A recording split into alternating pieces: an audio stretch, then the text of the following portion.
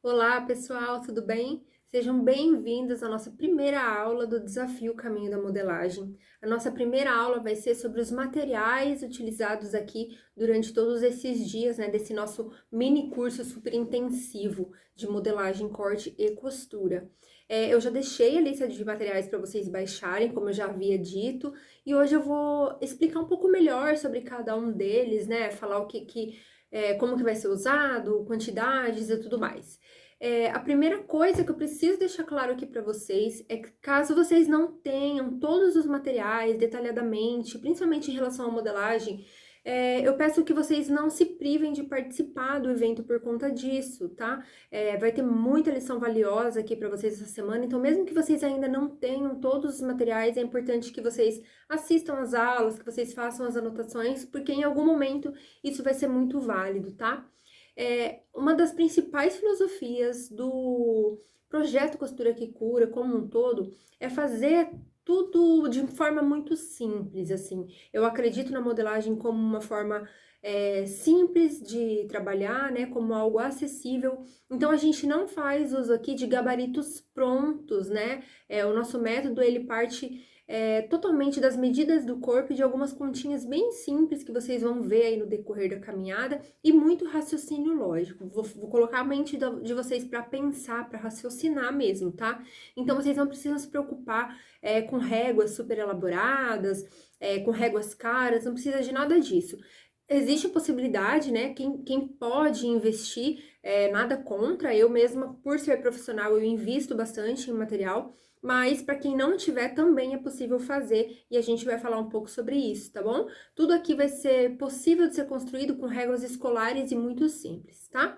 Então, vamos parar de enrolar, né? Vamos começar logo a falar dos materiais. A primeira coisa que eu oriento vocês a terem, que não está na lista, mas que é muito importante que vocês tenham, é um caderninho para anotações ou algumas folhas para anotações. Porque, como eu já disse, serão dicas, não é nem dicas, é uma técnica mesmo, é algo que vocês podem usar como profissão, assim, então é muito importante que vocês anotem todas as percepções que vocês tiverem. Na nossa primeira aula prática, né, onde eu vou falar sobre os fundamentos, sobre as medidas, eu já vou liberar para vocês baixarem alguns materiais digitais complementares. Esses materiais, eles podem ser impressos, então, se vocês não tiverem um caderno, coisa assim, vocês podem imprimir a apostila e anotar, né, as percepções de vocês ali nas lições. Também é muito válido fazer dessa forma, tá? Agora eu vou falar sobre os materiais mesmo que estão na nossa lista. Toda boa modelagem, né? Aliás, toda modelagem, não importa o método que você for usar, começa com as medidas do corpo. Então, o primeiro material que você vai utilizar é a fita métrica. Se você for fazer sob medida, você vai precisar da fita métrica. Caso você opte pela tabela de gradação, por fazer diante das medidas da tabela de gradação, então vai estar disponível para você baixar, para você imprimir, aí você não precisa da fita, tá? Mas se você for fazer sob medida, a fita é essencial. Também vai estar disponível para baixar, falando em medidas, essa ficha de medidas aqui, onde tem todas as orientações, né, enumerado e desenhado em relação ao local onde vocês vão tirar as medidas.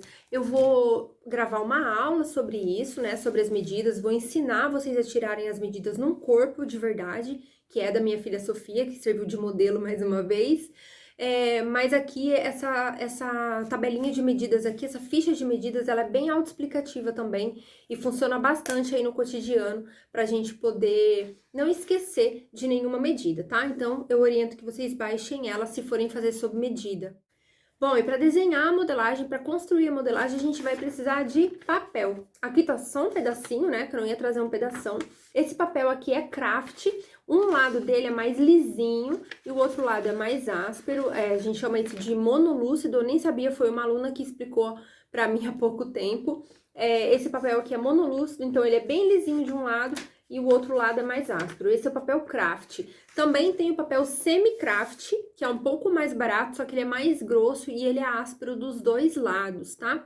Existem outros tipos de papel também, até num custo mais elevado, né, num valor mais elevado, como o papel translúcido, que é branquinho e meio transparente, parece até um papel manteiga, assim, mas eu não acho necessário, né, pra gente fazer que a gente tenha um papel muito caro, muito pelo contrário. Eu utilizo esse papel craft, né, e até o semi-craft às vezes, porque eu sou uma profissional, então para mim vale a pena comprar de rolo. Eu compro um rolo de não sei quantos quilos e pago tipo R$ 60.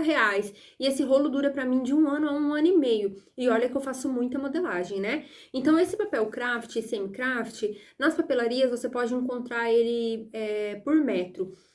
Já vi ele variar aí entre 50 centavos até R$ 2 o metro. Então, vai muito aí da sua região, eu não posso te falar o certo quanto vai custar. Mas você também pode usar papel de presente, aqueles papel de presente que você guarda aí há tanto tempo, você pode usar o verso dele, se for branquinho, né? Ou se ele for clarinho. Você pode usar jornal, pode pegar um caderno velho e unir as folhas, porque geralmente a modelagem ela é grande, ela é ampla, então o papel precisa ser mais largo. Mas o que importa é você não deixar de fazer, não importa o papel que você for usar, tá bom? Então pode usar a criatividade. Eu já vi até outro dia, nesses vídeos dessas modelistas russas, não sei, sabe? Que tem uns vídeos incríveis na internet. Eu vi uma moça fazendo em plástico. Ela pegou aquelas canetas permanentes, né, que não saem, e fez a modelagem dela em plástico para guardar. Eu achei incrível, então fica a dica aí para vocês também. Vocês vão precisar também, para modelagem ainda, uma tesoura para papel. Quem tiver a condição, né, de ter uma tesoura para cada situação, uma para tecido e outras para papel, é o orientado, né, é o indicado, porque o papel ele tira o fio da tesoura de tecido. Então, eu tenho aqui uma tesoura para papel. Essa aqui é grande, mas pode ser até aquelas pequenininhas escolares, não tem problema. Fita crepe ou durex ou cola bastão, porque a gente vai fazer praticamente uma cirurgia aqui nas modelagens.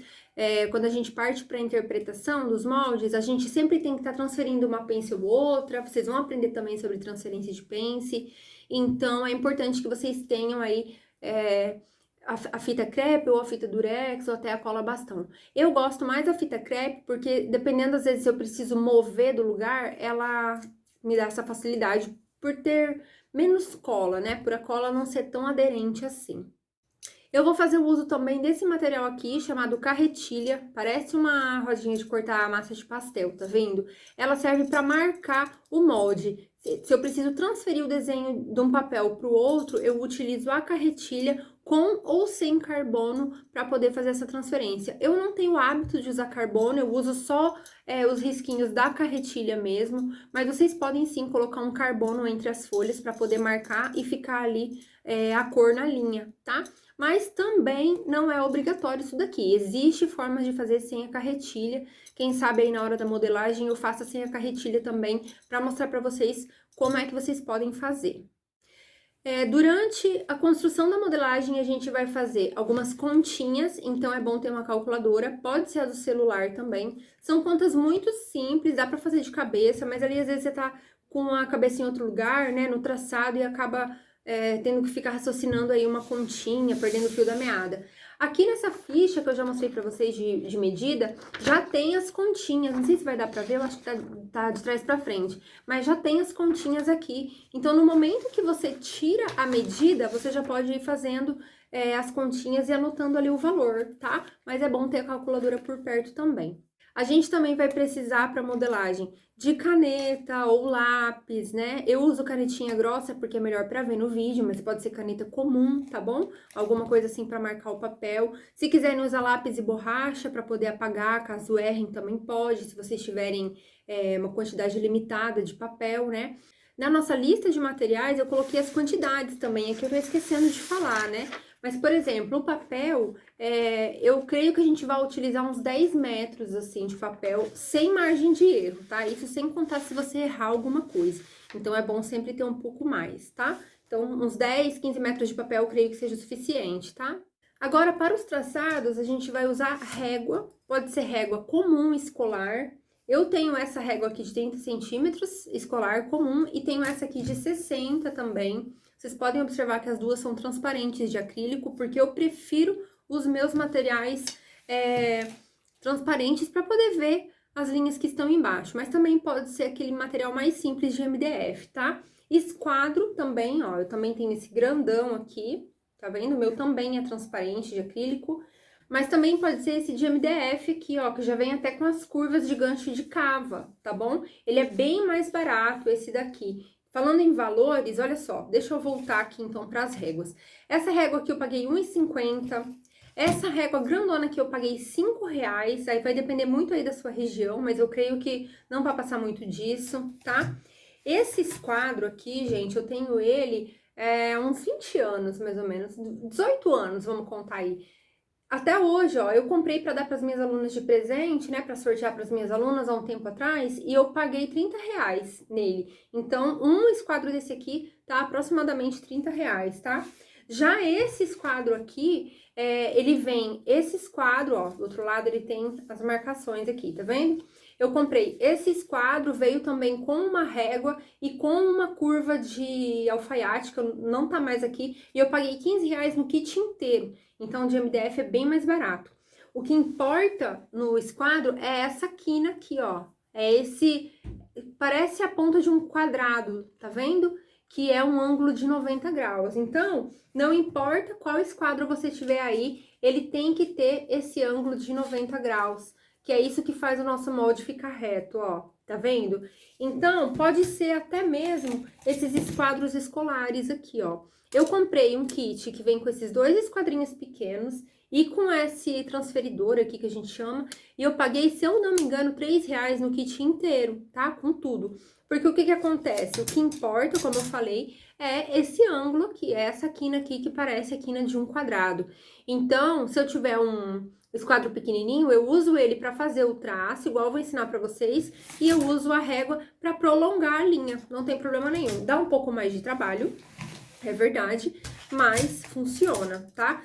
Tem até uma forma de fazer um esquadro com papel. Eu já ensinei isso no meu canal do YouTube, mas eu tirei o vídeo porque era muito antigo. Mas eu vou gravar para vocês como videozinho auxiliar e vou mandar no grupo para vocês verem. É muito fácil, é só dobrar o papel algumas vezes, daí a gente passa uma fita assim para ele ficar bem durinho. Eu vou ensinar para vocês, caso vocês não queiram comprar esse quadro ainda, tá? E uma régua, né, muito útil é a curva francesa. Essa curva aqui, ó, ela tem todos os ângulos de curva dentro. Então, todas as curvas que eu for precisar durante a minha modelagem, eu vou encontrar nessa régua aqui. Eu também, eu tinha uma outra, eu dei para uma aluna, então eu tive que comprar outra para mim. Também paguei R$30 nessa curva francesa aqui. Existem outros modelos também bem válidos. Mas vocês podem utilizar, assim, a curva de alfaiate também, que é uma curva, assim, parece uma vírgula. Eu não sei explicar, eu perdi a minha, não sei cadê. Eu acho que alguém quebrou e jogou fora escondido, mas pode ser a curva de alfaiate, tá? Ou então, para quem não quiser comprar, não quiser investir em nenhum tipo de curva, pode ser de olho, tá? Eu vou ensinar para vocês durante a modelagem como é que tem que ficar essas curvas, qual que é o mais adequado, então vocês podem sim fazer ela de olho mesmo, e aí é bom que vocês vão aprendendo, vão treinando, tá bom? Bom, para modelagem foi isso, é isso que a gente vai precisar. Deixa eu colocar esses materiais aqui pro lado agora, porque agora eu vou mostrar para vocês o que a gente vai precisar para costura. Vamos lá. Para costura, a primeira coisa que a gente vai precisar é uma máquina de costura. Pode ser uma máquina de costura doméstica. Eu tenho ali a minha industrial, mas eu não ensino nela. Tenho aqui atrás também um overlock, tá vendo? E a minha doméstica que tá aqui do lado, que eu vou mostrar lá no momento da aula para não virar a câmera. Mas eu tenho uma máquina doméstica simples, vocês também podem usar. Eu vou fazer todas as peças que a gente for aprender aqui no caminho da modelagem sem overlock, para que vocês também consigam acompanhar aí com a máquina que vocês tiverem, tá? Outra coisa que a gente vai utilizar bastante é o ferro de passar. É muito importante porque uma boa costura sempre tem as costurinhas bem vincadas, bem marcadas. Então, a gente vai usar muito ferro. Pode ser o ferro que você tiver aí na sua casa, tá? Outra coisa muito importante é alfinete. Eu tenho aqui um monte de alfinete, mas também tem esses alfinetinhos aqui da cabeça colorida, que são um pouquinho mais caros, mas eu uso os mais simples mesmo, tá? Vocês vão ver aí. É muito importante a gente alfinetar todas as peças antes de costurar, principalmente se você for uma iniciante. Também pode alinhavar, daí vai precisar de uma agulha comum para poder passar a linha e alinhavar. Eu não utilizo a técnica do alinhavo, tá? Não vou falar para vocês que eu utilizo porque é mentira. Eu utilizo mais o alfinete mesmo, tá bom? Vocês vão precisar também de algo para marcar o tecido. Eu tenho essa caneta mágica aqui que sai com ferro, mas também tem o giz de alfaiate, tá? Não gosto muito do giz porque essa marca que eu comprei aqui, ela não sai no tecido, ela não risca o tecido. Mas também vocês podem usar, sabe o quê? Restinho de sabonete. Aquele restinho de sabonete que sobra, ele risca o tecido e depois ele sai conforme a lavagem ou se passar um paninho, tá? Então é bem válido, não corre risco de estragar o tecido de vocês. E para modelagem falta uma última coisa que é opcional, mas que eu preciso falar aqui para vocês, que é o algodão cru. Tenho aqui essa peça grande aqui de algodão cru, ou o TNT. Porque no método costura que cura, a gente faz toda a modelagem em etapas. A gente começa fazendo a base. O ideal é que a gente possa provar essa base na pessoa, né? Eu vou falar mais sobre isso na aula dos fundamentos, que é a próxima aula, mas o ideal é que a gente possa provar a base na pessoa para poder ter uma interpretação mais assertiva. Quando a gente prova a base já no corpo, é muito difícil que a peça vá dar ajuste. Então, para às vezes a gente não acabar perdendo o tecido da peça, é importante a gente respeitar essa etapa de provar a base. Eu vou mostrar para vocês exatamente como é que funciona o passo a passo e vocês vão decidir se vocês vão querer provar a base ou não, tá? Mas se quiserem provar a base, tem que ter o TNT ou o algodão cru. O TNT, ele é aquele material que parece um papel que serve para decoração de festa e tudo mais. O nome TNT vem da sigla tecido não tecido, porque ele é um aglomerado, né, de fibras entre papel e restos de tecido unido com cola. Então, ele não é tecido, ele não faz a trançagem, a tecelagem de tecido, tá? Então, ele não serve para ver caimento. Ele serve bem para a gente ver as medidas, para a gente provar e ver se as medidas estão corretas. Mas para fazer prova de roupa, por exemplo, ele já não serve porque ele não dá o caimento. Já o algodão cru é um pouco diferente, por ser tecido mesmo, é claro que ele é mais rígido, mais estruturado, mas ele serve melhor aí para ver até mesmo se vai ter caimento ou não, em relação a viés, fio do tecido, enfim. Então, eu tenho algodão cru ali, mas eu já fiz muito com TNT e sempre funcionou, tá bom? Bom, esses foram os materiais básicos de costura e agora eu vou começar a falar sobre as peças especificamente, tá? Vou falar de forma separada aí do que a gente vai usar para uma peça e para outra. Então, vamos começar pelo top cropped. Eu marquei na lista de materiais 1 metro de tecido. O tecido pode ser... eu vou usar aqui um linho misto, mas ele pode ser um tricoline, pode ser uma sarja. Eu oriento tecido mais estruturados, né? Um pouco mais estruturados. Pode ser um crepe também, que seja mais encorpado. Eu coloquei 1 metro de tecido pra gente ter uma folga, né? Pra gente ter uma margem de erro, já que a gente vai usar o lastex. Eu vou explicar isso daqui a pouco pra vocês. E também pra gente poder forrar do próprio tecido. Eu aqui, já tinha o tecido aqui em casa, lá da Riveira Tecidos, que eles me deram há algum tempo e eu tava decidindo ainda o que eu ia fazer. Então, eu não vou utilizar forro nesse top, eu vou usar o próprio tecido. Então, esse 1 metro já é contando com o forro, tá? Caso vocês queiram utilizar o forro de outro tecido, é importante que o forro seja de uma fibra compatível, né? Existem os tecidos de fibra natural e os tecidos de fibra sintética, então é importante que isso case, né? Que isso tenha compatibilidade. E para eu não ficar explicando tudo sobre fibras do tecido aqui, é importante que vocês peçam auxílio do vendedor da loja, que eles vão saber provavelmente auxiliar vocês em relação a isso.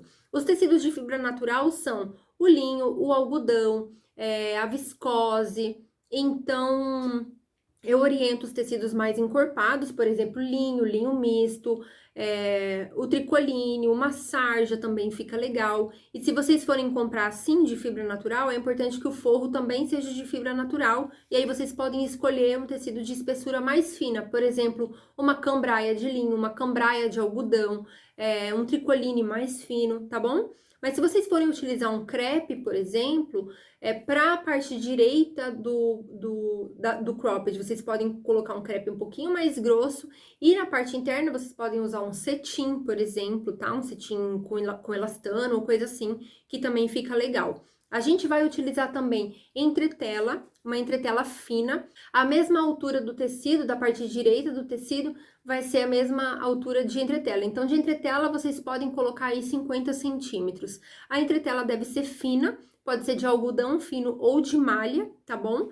Linha da cor, muito importante, né? Tudo que a gente for falar de acessórios, de aviamentos aqui, vai ter que ser combinando com a cor do tecido. E como a gente não tem uma foto das costas desse top, eu resolvi fazer de lastex. Eu não consegui um lastex exatamente da cor do tecido, então eu comprei um que fosse mais aproximado, já que vai ficar por dentro da blusa e não vai aparecer, tá bom? Então, vocês podem fazer aí de lastex também, porque como é uma blusa bem apertadinha, eu não quis colocar fecho, nem zíper, nem botões, né? Pra vocês não se atrapalharem aí também no momento de fazer. Então, a gente vai colocar lastex, que daí dá pra vestir por cima, sem abertura alguma na peça, tá? Agora, para calça, eu vou falar para vocês que a gente vai utilizar 2,20 metros de tecido, já contando com todos os detalhes, tá? A gente vai fazer um bolso simples, que eu sempre ensino, então esse bolso ele não precisa ter outro forro, nenhuma peça da calça vai precisar ter outro forro. Então, é bom ter 2,20 porque atende todos os tamanhos de corpos e ainda tem uma margem de erro, caso seja necessário. Eu vou utilizar o mesmo tecido, pro cropped e pra calça, que é esse linho misto. Acho que ele tá parecendo vermelho na tela, né? Mas ele é um pink bem forte, uma azaleia, assim, não sei exatamente o nome da cor. Então, eu poderia somar, poderia falar pra vocês comprarem, se vocês forem usar o mesmo tecido, vocês podem somar essas metragens e comprar tudo corrido para poder otimizar na hora do corte, tá bom? Provavelmente vai sobrar tecido, porque como eu já falei, eu tô dando aqui com uma margem de erro, porque principalmente quando a gente é iniciante, acontece às vezes de dar algum erro e aí a gente vai comprar mais tecido e não tem mais do mesmo, né? Principalmente se vocês forem comprar lá na Riviera Tecidos, que ainda tem que esperar chegar pelo correio. Então é importante que vocês comprem a metragem já com uma margem de sobra e depois a gente aprende a fazer alguma coisa aqui com um pouquinho que sobrar, tá bom? Então, para calça, 2,20 de tecido. O meu tecido também é o linho misto, né? A foto do modelo que eu coloquei para vocês, né? A inspiração, ela é um linho misto com algodão, é linho com algodão, mas parece muito com o linho puro. Então, essa calça, ela vai ficar muito legal se vocês fizerem de linho puro, um linho misto mais parecido com linho, um linho misto com viscose, fica bom também, fica com caimento bem bom. A tricoline é boa também, ela é mais estruturada, é mais firme, mas é boa para aprender. Dá para fazer de sarja. Com a viscose também dá para fazer, vai ficar com outro aspecto, vai ficar mais molinha assim. Só que se você é uma iniciante, eu não indico esses tecidos mais moles, tá? Eu indico esses tecidos que eu falei primeiro, que são mais firmes mesmo. Dá para fazer também de crepe, um crepe alfaiataria mais grosso também. Enfim, a calça é muito versátil. Dependendo, se você fizer um tecido mais fino, mais nobre, ela vai ficar mais sofisticada. Se você fizer um tecido mais simples, uma fibra natural, ela vai ficar mais despojada, como é que eu vou fazer aqui, vai ficar mais despojada. Então, vai ficar muito a critério de vocês, tá? E depois eu vou falar também sobre os cuidados que a gente vai ter que ter com esses tecidos, tá? Mas primeiro eu vou passar a lista de materiais aqui. Linha também, né, da cor, eu vou usar a mesma porque é o mesmo tecido, mas você tem que ter uma linha para cada cor de tecido. Também vai precisar da mesma entretela, tá? Então, a entretela é a mesma entretela que vocês vão usar para o cropped, ou algodão fino ou de malha. 10 centímetros é o suficiente, porque a gente vai usar só no cos essa entretela, tá? Falando em cos, também a gente precisa pensar no fecho. Eu tenho aqui um botão, mas eu não achei um botão exatamente da cor do tecido. Então, eu não sei ainda se eu vou colocar um botão no cos ou se eu vou colocar o colchete para fechar por dentro, igual na imagem de referência. Eu ainda vou decidir isso no momento da construção, dependendo de como a calça for ficar, tá bom? Então, a gente precisa pensar no fecho, que pode ser um botão ou o colchete. A gente precisa também do zíper da cor adequada. O zíper da cintura, né? O zíper da braguilha é um zíper comum, que pode ser de 15 ou 18 centímetros. não tinha do tamanho adequado lá no momento que eu fui comprar, então eu comprei um pouco maior e lá na hora de costurar eu corto o excesso, tá? Pra barra da calça, né, pro punho do tornozelo ali, se vocês observarem, a calça tem um zíper invisível por dentro. Então, eu também comprei 2 zíperes invisíveis aqui e também comprei num tamanho maior, porque não tinha menor, mas aí depois eu vou cortar, beleza? Para fazer o acabamento do cos, a gente vai aprender a fazer de 2 maneiras. Eu sempre ensino para vocês a fazerem ele viradinho por dentro e acabado à mão. Dessa vez eu comprei um viés também, pode ser esse viés fininho aqui. Ele tem 1 centímetro, mas depois de dobrado ele vai ficar com meio centímetro, tá? E a gente pode fazer o acabamento do cos por dentro com ele, que vai ficar bem legal também. E também, se precisar, a gente vai usar ali no acabamento do zíper invisível na barra da calça. Bom, agora que eu falei sobre os materiais, né, que eu acabei de falar sobre os materiais, eu vou explicar para vocês sobre o tecido, tá? O tecido, a gente precisa preparar ele antes de usar, tá? Por alguns motivos que eu vou explicar, por alguns porquês. Esse tecido que eu tenho aqui, por exemplo, ele é um linho misto com algodão. Então, assim, são 2 fibras naturais, e a fibra natural, ela tem a tendência de encolher. Então, nessa conta que eu passei para vocês, nessa quantidade que eu passei para vocês, já está incluído a margem de encolha, tá? Mas, para quem não sabe, alguns tecidos, eles podem encolher até 10%. Então, significa que um tecido de 1 metro que você compra, por exemplo, depois que você lavar o tecido a primeira vez, ele passa a ter até 90 centímetros. Isso você perde muito, né? Dependendo da composição aí e também da forma que esse tecido foi feito. Então, é sempre indicado, quando a gente vai trabalhar com fibra natural, comprar 10% a mais de tecido, que é essa margem de encolha, essa porcentagem de encolha, tá bom? Tecidos naturais são algodão, linho, viscose. O viscose, ela não é considerada uma fibra natural, mas é mais ou menos. Outra hora eu vou falar sobre tecidos com vocês, tá? Mas os tecidos que podem encolher são algodão, linho e a viscose. Podem encolher muito mesmo. Não sei se eu tô esquecendo algum aqui, mas eu acho que não.